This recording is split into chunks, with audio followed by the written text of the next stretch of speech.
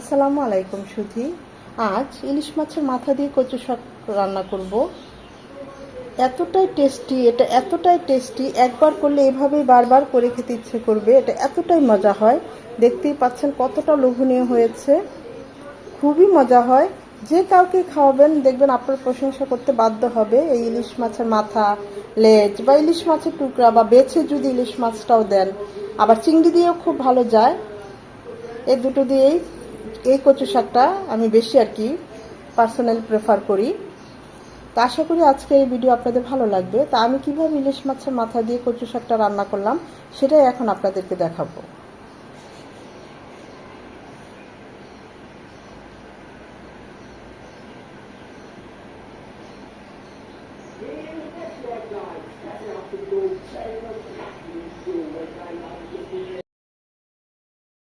কচু শাক রান্না করব ইলিশ মাছের মাথা দিয়ে।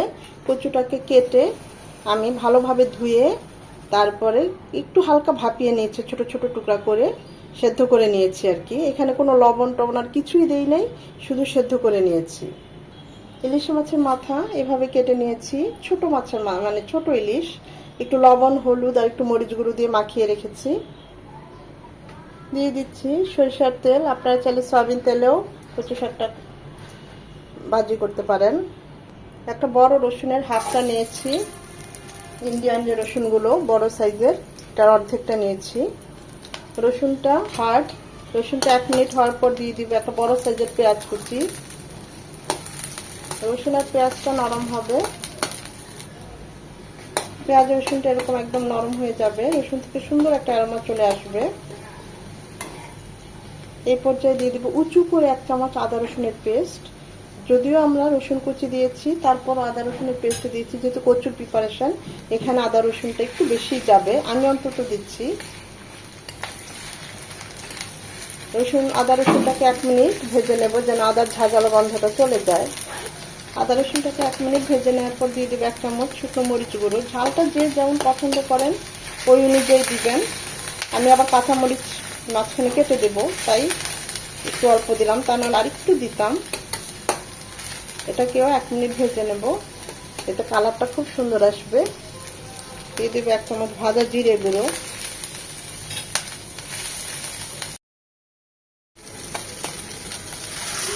একটু পানি দিয়ে মশলাগুলো ভালোভাবে কষিয়ে নেব। মশলাগুলো ভালোভাবে কষিয়ে নিয়ে মাথাগুলো দিয়ে দিব। মাথাগুলো মশলার সাথে 2-3 মিনিট কষিয়ে নেব। মাথাগুলো ভালোভাবে কষিয়ে নেওয়ার জন্য 1 টেবিল চামচ পানি দিয়ে দিচ্ছি। মাথাগুলো আমি ভেঙে দিই না, কাটা কাটা হয়ে যাবে। আবার ছোট মাথা, আমি এমনি মাথা ভেঙে দিই না, বড় হোক আর ছোট হোক। এইভাবে 2 ফালি করে নিয়েছি।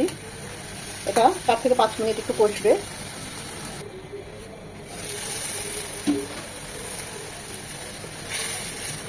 মাথাগুলো উঠিয়ে নেব।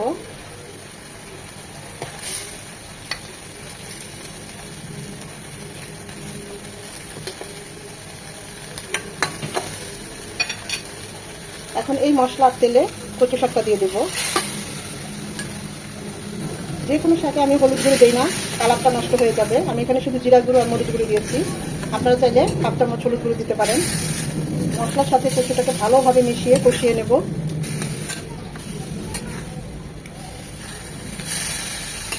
কচু শাকে আদা রসুন তেল একটু বেশি যায়। ইলিশ মাথার ফ্লেভারটা কচু শাকে মিশে যাবে। 2 থেকে 3 মিনিট কষিয়ে নেব।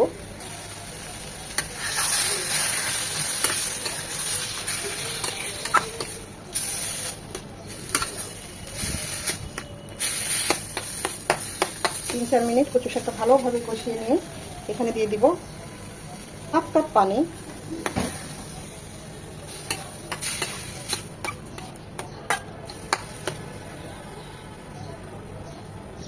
দিয়ে দিব স্বাদ অনুযায়ী লবণ। আমরা কিন্তু মাথার মধ্যে লবণ দিয়ে ম্যারিনেশন করেছিলাম, তাই লবণটা বুঝিয়ে দিতে হবে। 5-6টা কাঁচামরিচ মাঝখানে কেটে দিয়েছি, ঝালটা বের হয়ে যাবে। মাথাটা দিলে বেশি নাড়াচাড়া করবো না, কাটা কাটা হয়ে যাবে।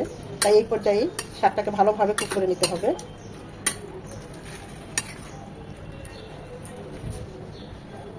আর একটু লবণ লাগবে, তাই আর একটু লবণ দিয়ে দিচ্ছি।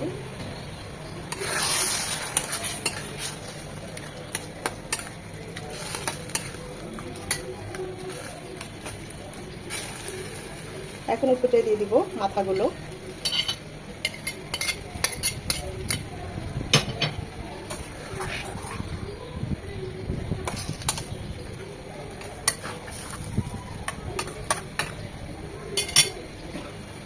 দু 3 মিনিট পর একদম নেড়ে দিতে হবে, ভাজা ভাজা হবে।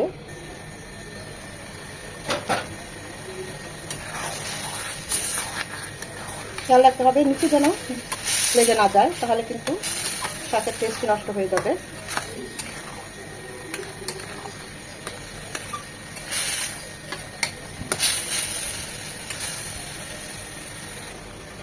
একটু পর পরে এইভাবে নেড়ে ভাজা ভাজা করে নিতে হবে। আবার খেয়াল রাখতে হবে মাথাগুলো যেন ভেঙে না যায়। এটা একদম ভাজা ভাজা হবে।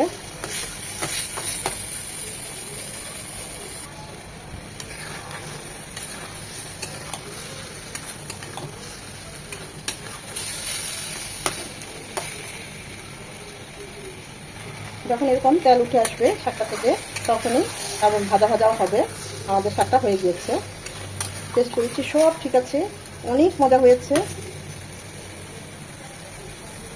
আমি তো ইলিশ মাছের মাথা দিয়ে করলাম, চিংড়ি মাছ দিয়েও খুব ভালো যায় এভাবে কচু শাকটা। একই রেসিপি, শুধুমাত্র চিংড়ি মাছ দিবেন, ছোট হোক বড় হোক, চিংড়ি মাছ একটু থেতলিয়ে দিলে আরও ভালো লাগে। আর ইলিশ মাছ হলে তো কথাই নেই, এর ফ্লেভার, টেস্ট সব কিছু অন্যরকম। আমরা এখন শাকটা নামিয়ে নেব।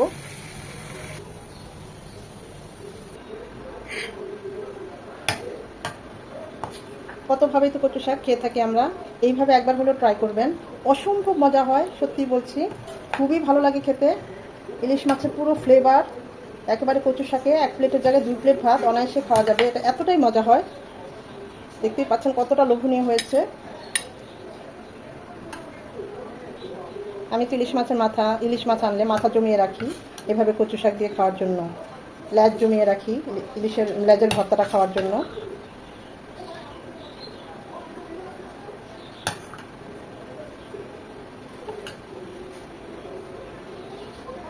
খুবই সিম্পল রান্না, কিন্তু খেতে অসাধারণ। একদম অল্প মশলায়, অল্প তেলে, আর খুবই ঝটপটে হয়ে যায়, কিন্তু খেতে অসম্ভব মজা। গরম গরম ভাত দিয়ে 2 প্লেট ভাত এই কচু শাক দিয়েই খাওয়া যাবে। এটা এতটাই মজা হয়েছে। আশা করি ভিডিওটা ভালো লেগেছে। যদি ভালো লেগে থাকে লাইক, কমেন্ট, শেয়ার করে দিবেন। আপনাদের এই একটা লাইক আমাকে পরবর্তী ভিডিও করতে উৎসাহিত করে, উদ্বুদ্ধ করে। সময় নিয়ে যারা এতক্ষণ এই ভিডিওটা দেখেছেন তাদের সবাইকে অসংখ্য ধন্যবাদ। সবাই ভালো থাকবেন, সুস্থ থাকবেন।